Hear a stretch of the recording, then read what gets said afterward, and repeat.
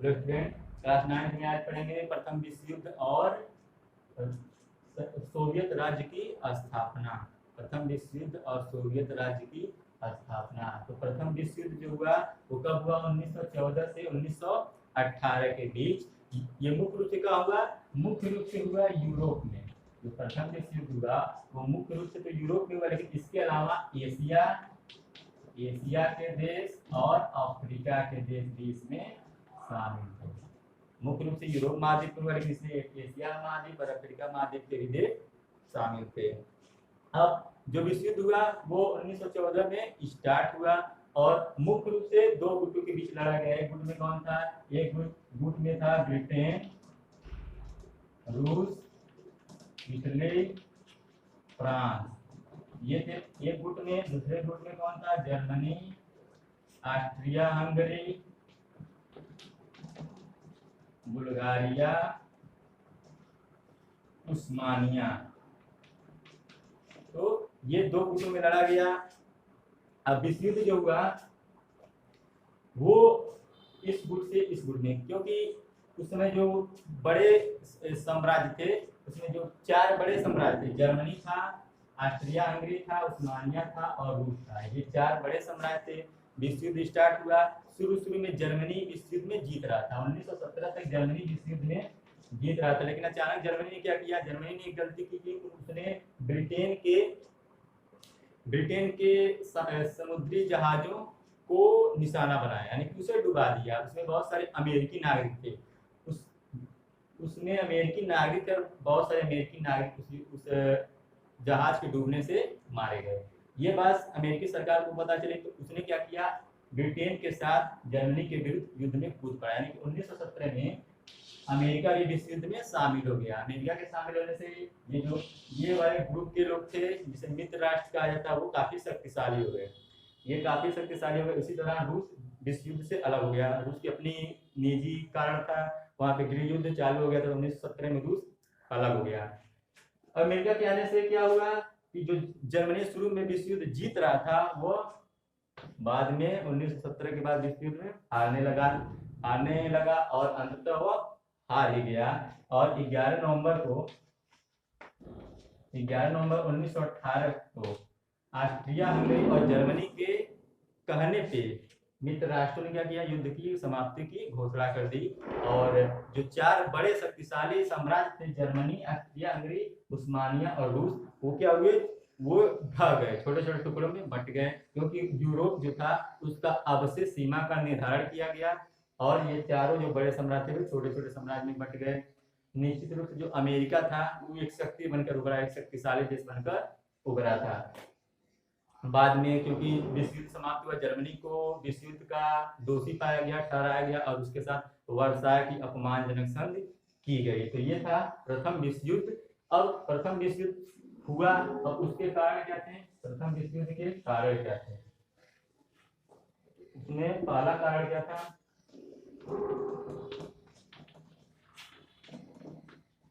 साम्राज्यवाद। प्रथम विश्व युद्ध का कारण क्या था? साम्राज्यवाद का मतलब ये था, साम्राज्यवाद किसे कहते हैं कि अपने अगल बगल के देशों में, अगल बगल के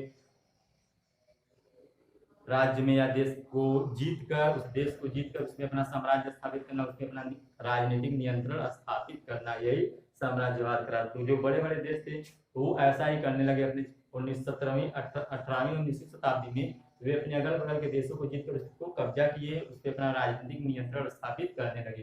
तो वो छोटे देश जिसपे कब्जा हुआ उनके प्रति क्या हुआ? स्वतंत्रता की भावना धीरे धीरे जागृत होने लगी।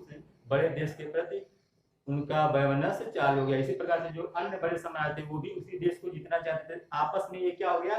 वैमनस्य चालू है, जो विश्व युद्ध का कारण बना। दूसरा, उपनिवेशवाद। उपनिवेशवाद का मतलब क्या होता है? किसी भी देश पे या किसी भी राज्य पे आर्थिक नियंत्रण स्थापित करना। यानी कि जब औद्योगिक क्रांति चालू हुई, मशीनें आई, पहले हाथ से वस्तुएं बनती थी, जब मशीनें आई, फैक्ट्रियां लगी, तो कच्चे माल की आवश्यकता पड़ी। जल्दी से वस्तुएं बनाने के लिए कच्चे माल की आवश्यकता पड़ी। तो इन देशों ने, बड़े बड़े देशों ने क्या किया?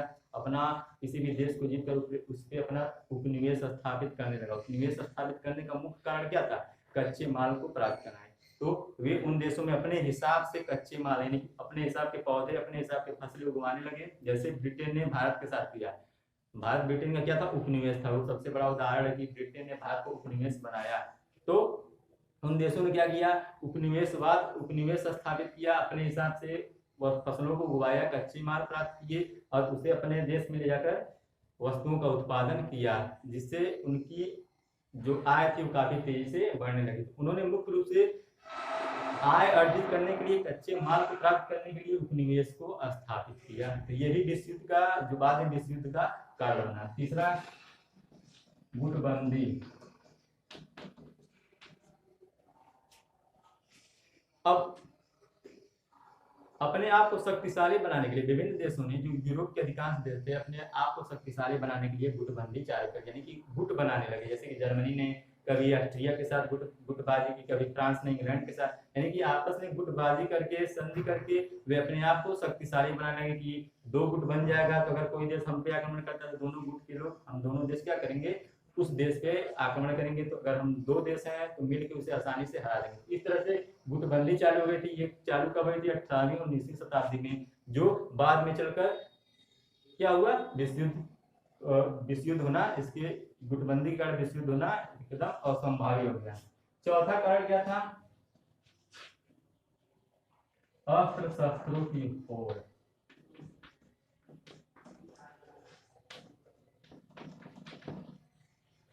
और क्योंकि साम्राज्य स्थापित करना हो या उपनिवेश स्थापित करना हो, किसी भी देश पे अधिकार करना हो, तो बिना सैनिक के, बिना अस्त्र शस्त्रों के, बिना शक्ति, अपने आप को शक्तिशाली बनाए किसी भी देश पे अधिकार किया जाना असंभव है। तो इसीलिए अपने आप को शक्तिशाली बनाने के लिए अन्य साम्राज्य, अपने साम्राज्य को बढ़ावा करने के लिए, अपने साम्राज्य को बढ़ाने के लिए विभिन्न देशों ने क्या किया, अस्त्र शस्त्रों की संख्या बढ़ाने लगे, यानी कि शक्तिशाली अस्त्र शस्त्र बनाने लगे। विभिन्न देश इसी काम में लग गए, वे अलग अलग तरह के हथियार बनाना चालू कर दिए। जो कारण किसका था, उसका कारण यह था कि अपने आप को शक्तिशाली बनाना था। तो वो भी क्या हुआ, लास्ट में जाके ये भी विश्व युद्ध का कारण बना। तो ये जो मुख्य 4 पॉइंट हैं, साम्राज्यवाद, उपनिवेशवाद, गुटबंदी और अस्त्र शस्त्रों की होड़, ये विश्व युद्ध के सबसे मुख्य कारण थे। लेकिन इसमें एक तत्कालिक कारण था, एक घटना घटी जिसके कारण विश्व युद्ध एकदम चालू हो गया। वो क्या था, पांचवा था फर्डिनेंड की हत्या। इसे कहा जाता है, ये पांचवा जो कारण वो तत्कालिक कारण था कि इसी के कारण अचानक से विश्व युद्ध चालू हुआ। ये घटना कब घटी, 28 जून को, 28 जून 1914 में। ऑस्ट्रिया हंगरी के जो राजकुमार थे फर्डिनेंड, ऑस्ट्रिया हंगरी के राजकुमार फर्डिनेंड, वो राजा बनने वाले थे, वो ऑस्ट्रिया के उत्तराधिकारी थे। लेकिन उनकी और उनके पत्नी की हत्या कर दी गई। कहाँ पे, सेराजेवो में, सेराजेवो।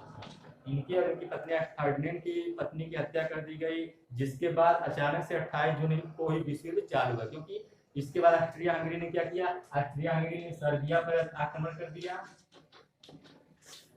इस घटना के बाद ऑस्ट्रिया हंगरी ने सर्बिया पे आक्रमण कर दिया। सर्बिया की सहायता के लिए ब्रिटेन, फ्रांस ने सर्बिया की सहायता के लिए वो ऑस्ट्रिया और हंगरी के विरुद्ध युद्ध की घोषणा कर दी, क्योंकि सर्बिया से उनकी संधि थी कि अगर उन पे कोई आक्रमण करेगा तो वो उस देश पे आक्रमण करेंगे। तो सर्बिया की सहायता के लिए फ्रांस और ब्रिटेन युद्ध में कूद पड़े। अब जर्मनी ने क्या किया, जर्मनी ने ऑस्ट्रिया हंगरी की सहायता के लिए वो उन देशों के विरुद्ध युद्ध की घोषणा, मतलब कि अब क्या हुआ, इसी टाइम पे युद्ध चालू हो गया। तो ये था तत्कालिक कारण। अब विश्व युद्ध तो हुआ, अब इसका कारण भी हुआ, लेकिन इससे प्रभाव क्या पड़ा कि विश्व युद्ध जैसे समाप्त हुआ, तो विश्व युद्ध समाप्त होने के बाद क्या प्रभाव पड़ा, तो विश्व युद्ध चालू हुआ, हमने पढ़ा विश्व युद्ध चालू हुआ, उसके कारण क्या थे। अब उस पे विश्व युद्ध समाप्त होने के बाद उस पर क्या प्रभाव पड़ा, तो पहला पॉइंट है जन धन की हानि।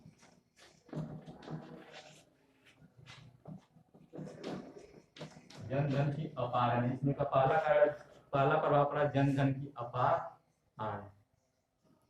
विश्व युद्ध चालू हुआ, अब विश्व युद्ध जब समाप्त हो, जब गिना गया तो इसमें 1 करोड़ लोगों की मृत्यु हुई। विश्व युद्ध में लगभग 1 करोड़ लोग मारे गए। 55 करोड़ मृत ओर से और 43 करोड़, लगभग 43 करोड़ दूरी राष्ट्र की तरफ से मारे गए। 55 करोड़ मित्र राष्ट्र की ओर से और 43 करोड़ दूरी राष्ट्र की ओर से लोग सैनिक मारे गए। इसके अलावा 1 करोड़ तो लगभग मारे गए, 1 करोड़ से दुगने लोग यानी कि लगभग 2 करोड़ लोग क्या हुए, घायल हुए, युद्ध में घायल हुए, और लाखों लोग बीमारियों से भी मरे। अब इसके साथ साथ काफी धन की भी हानि हुई, क्योंकि जो बहुत सारे कारखाने थे वो बंद हो गए, बहुत सारी फैक्ट्रियां पे ताला लग गया, किसान बर्बाद हो गया, व्यापार सब ठप हो गया। तो इस तरह से काफी जन और धन की हानि, यानी कि जो अर्थव्यवस्था थी वो भी चौपट हो गई, और जो मरे लोग उनकी संख्या तो काफी ज्यादा थी। इस तरह से देश के लिए जितने भी देश थे उनकी स्थिति काफी नाजुक हुई, काफी खराब हो गई। दूसरा कारण क्या था, आर्थिक संकट।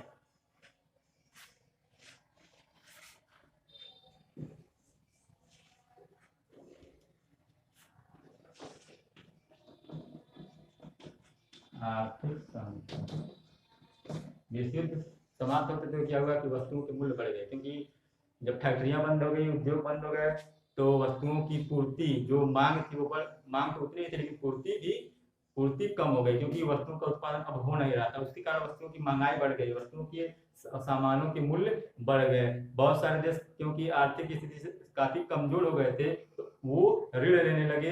ऋण लेने के कारण क्या हुआ, उनके काफी मात्रा में उन्हें ऋण देना पड़ा, और उस ऋण लेने के कारण काफी उनके जो ब्याज था वो बढ़ने लगा, यानी कि देश के साथ साथ वहां के लोगों के भी ब्याज बढ़ने लगा, जिससे उनकी स्थिति काफी खराब हो गई। और संकट, यह थी संकटकालीन स्थिति, यानी कि सभी देशों, अमेरिका को अगर छोड़ दिया जाए, अमेरिका के अलावा बाकी जितने भी देश थे उनकी स्थिति काफी खराब हो गई थी। फिर अगला कारण था नस्लों की समानता।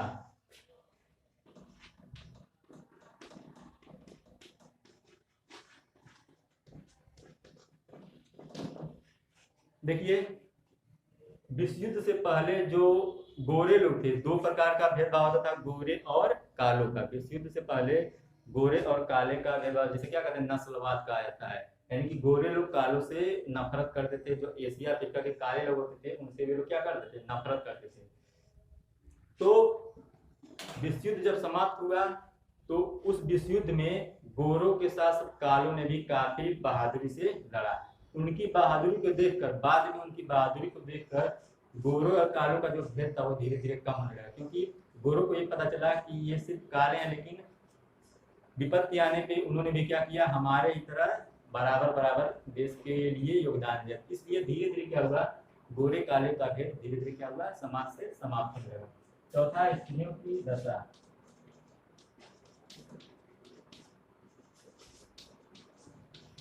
स्त्रियों की दशा में भी सुधार आया। क्यों? क्योंकि विश्व युद्ध से पहले स्त्रियों को काफी नीचा समझा जाता था, उनको राजनीतिक अधिकार भी नहीं दिए गए थे, बहुत सारी समस्याएं स्त्रियों के लिए थी। लेकिन विश्व युद्ध में उन स्त्रियों ने भी अपना योगदान दिया, यानी कि पुरुषों के साथ साथ काले लोगों के साथ साथ स्त्रियों ने भी अपना योगदान दिया। समय आने पे, आवश्यकता पड़ने पे स्त्रियों ने भी विश्व युद्ध में अपना अहम योगदान दिया। इसलिए बाद में जाके विश्व युद्ध समाप्त हुआ, उनकी भी स्थिति धीरे धीरे क्या है, समाज में उनका जो मान सम्मान था वो भी धीरे धीरे बढ़ने लगा, और उनकी भी दशा धीरे धीरे क्या हुई, अच्छी हो गई। लास्ट पॉइंट था मजदूरों की दशा में सुधार।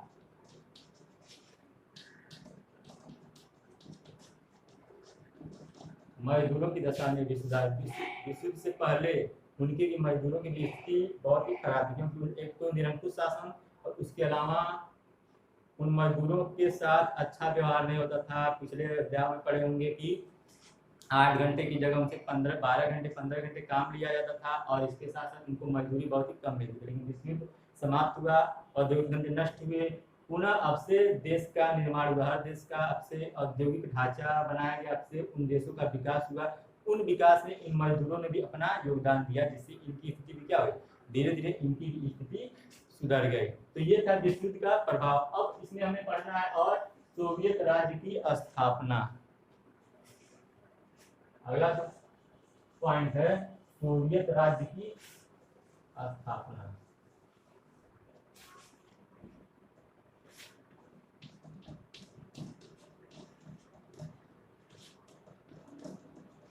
सोवियत राज्य, देखिए, जो सोवियत होता है, सोवियत एक रशियन शब्द है, एक रूसी भाषा है, जिसका मतलब क्या होता है, परिषद। सोवियत एक रूसी भाषा है, जिसका मतलब क्या होता है, परिषद, इंग्लिश में असेंबली।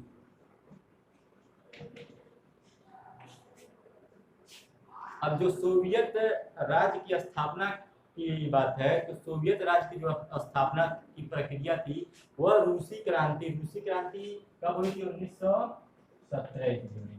तो जो सोवियत राज्य की स्थापना का प्रश्न है, तो वह रूसी क्रांति 1917 के आसपास ही वह सोवियत राज्य की स्थापना का काम शुरू हो गया था। क्योंकि रूसी क्रांति में हमने क्या पढ़ा है कि जार जो था उसको पद से हटा दिया गया, जार को पद से हटा दिया गया, और जार को पद से हटाने के बाद क्या किया गया कि 1922 में जो लेनिन था, लेनिन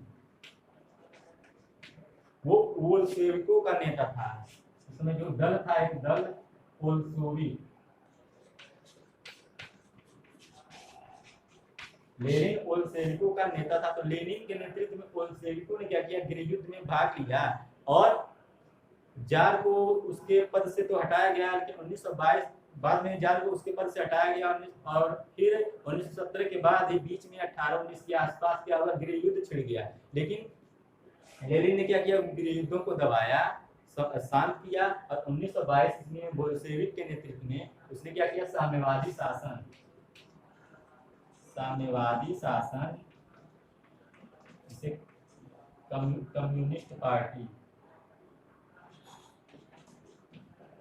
पार्टी के नेतृत्व में उसने 1922 ईस्वी में साम्यवादी शासन चलाया। कब तक चलाया, 1992 तक। 1922 में बोल्शेविकों के नेतृत्व में, लेनिन ने बोल्शेविक दल के नेतृत्व में साम्यवादी शासन यानी कि कम्युनिस्ट पार्टी के नेतृत्व में साम्यवादी शासन स्टार्ट किया, और कब तक रहा, 1992 तक। अब जो सोवियत संघ है, इसका पूरा नाम क्या है, सोवियत संघ का पूरा नाम है सोवियत समाजवादी गणतंत्रों का संघ, सोवियत समाजवादी गणतंत्रों का संघ। अब जो सोवियत, रूस और सोवियत रूस में अंतर था। रूस एक छोटा सा देश था, लेकिन जो सोवियत राज्य बना, सोवियत राज्य वो 15 देशों से मिलकर बना था, जिसमें कुछ प्रमुख देश थे। जो सोवियत राज्य की स्थापना हुई 1922 ईस्वी में, उसमें यूक्रेन, रूस, बेलारूस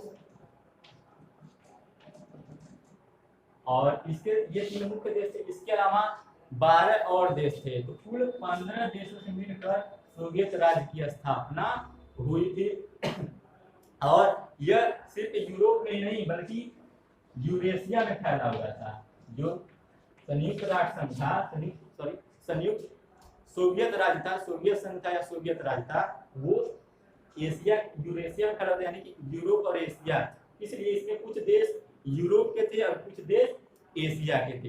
इस तरह से मिलकर यूरेशिया से सोवियत राज्य की या सोवियत संघ की स्थापना हुई। इसमें कुल कितने देश थे, 15 देश थे, और इसकी जो शासन सत्ता थी वो किसके हाथ में थी, साम्यवादी शासन थी, जो कम्युनिस्ट पार्टी थी। कम्युनिस्ट पार्टी के द्वारा यह 1922 में इसकी स्थापना हुई और 1992 तक यह चली। तो ये थी सोवियत राज्य या सोवियत संघ। अब इसमें और ये था कि क्योंकि ये 15 देशों से मिलकर बना था सोवियत संघ, 15 देशों का एक संग्रह था सोवियत संघ, लेकिन जो मुख्य प्रशासन पे या अर्थव्यवस्था पे जो मुख्य सत्ता था या मुख्य क्या कहते हैं, वो किसके हाथ में थी, वो रूस। यानी कि 15 देशों का शासन होने के कारण जो मुख्य सत्ता थी वो केंद्रीय शासन के हाथ में थी। जैसे कि भारत उसका उदाहरण की, जैसे गणतंत्रों में जो गणतंत्र देश हैं उनके सत्ता मुख्य रूप से किसके हाथ में होती है, केंद्र सरकार के हाथ में। उसी प्रकार से 15 देशों से ये बना था, लेकिन जो सत्ता थी वो मुख्य रूप से किसके हाथ में थी, केंद्र के हाथ में थी। तो इस तरह से सोवियत राज्य की स्थापना हुई थी। तो आशा करते हैं कि आपको ये विश्व युद्ध और सोवियत राज्य की स्थापना समझ में आया होगा। एक बात और कहना है कि आप लोग, हमें नहीं लगता कि आप लोग वीडियो देख रहे हैं या पढ़ रहे हैं, क्योंकि होमवर्क रोज दिया जाता है, वीडियो के तुरंत बाद होमवर्क दिया जाता है, लेकिन 1 या 2 के अलावा फिर ज़्यादा लोग होमवर्क नहीं भेजते हैं। शायद वो वेट कर रहे होते हैं कि हम आंसर भेजेंगे। तो ऐसा नहीं करिए, वीडियो देखने के बाद क्वेश्चन दिया जाता है, बुक आपके पास होंगे, ये बुक से क्वेश्चन पूछ के उत्तर इस ग्रुप में भेजा करिए। तो आज के लिए इतना है, धन्यवाद।